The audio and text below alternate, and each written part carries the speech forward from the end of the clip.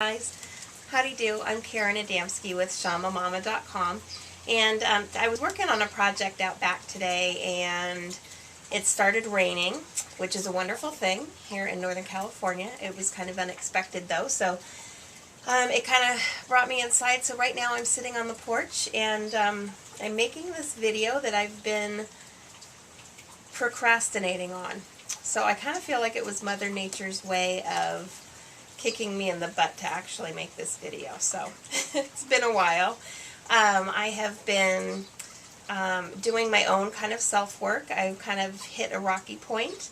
Not a rocky point, but just, you know, when you have easy times and then difficult times and easy times. I've kind of had like a little bit more of a difficult time lately because I've started having panic attacks again. And it's something that I wanted to share openly, because I think it's important, because I think it's something that shouldn't be taught, shouldn't be, I don't know, swept under the rug, or it shouldn't be avoided, or it shouldn't be, give you feelings of embarrassment to talk about things like that. But I'm sitting here saying that, and I'm feeling those feelings of embarrassment. So I'm trying to kind of work through and do that openly, and hopefully inspire others to talk more openly about mental illness.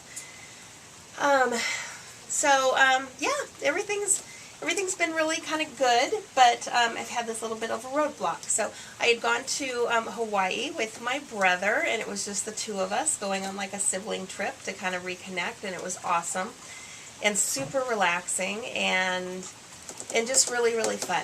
And the last day we ended up going on a helicopter tour over the island of Kauai, and it was really,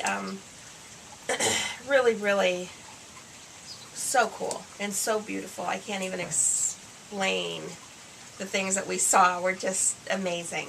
So that was the great, wonderful, beautiful part of it. But there was also this really difficult part of it for me. And it all goes back to my weight and issues with my weight growing up.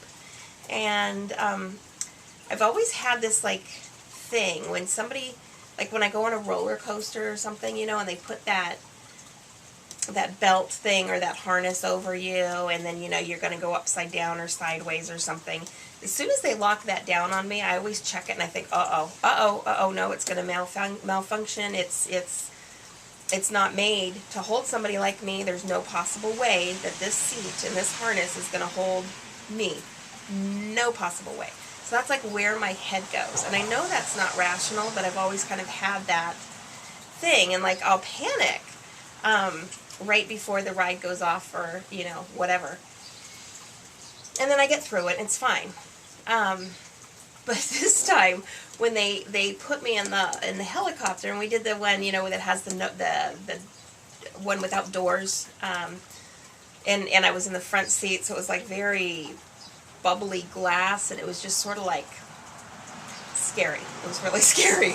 And they buckled me in, and then they had to like turn this thing, and the guy said, you know, if you need to get out, turn this thing. It'll unlock the harness or something. So it's like, oh, okay. And immediately I started panicking. So it got really, really bad.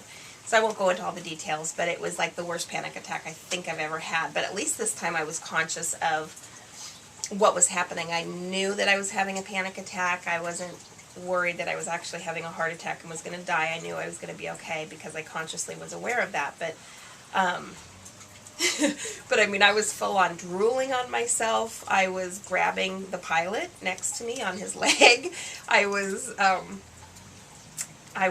breathing, you know, like I was having a baby, like labor breathing, just trying to get myself to calm down and stuff. So it really was pretty intense, and I was very sore for a few days afterwards, even like internally sore.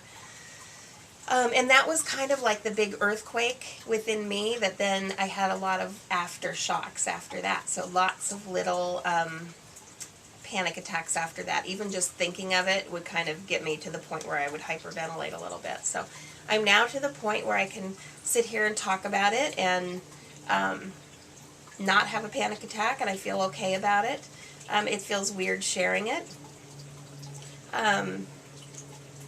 but I think it's really, really, really important too. And I think I'm sure there's other people out there that are sharing these things, and I think that's awesome. I haven't seen them, but I know that if I did, I'd probably find some sort of inspiration in it. So that's kind of why I'm wanting to put myself out there and at least kind of tell you my story, and hopefully I can grow from that too and feel a little more comfortable about talking about it and all. So anywho, that's my story. That's why I haven't been on for so long. I've been doing a lot of self-work, which is good for everybody to do, right?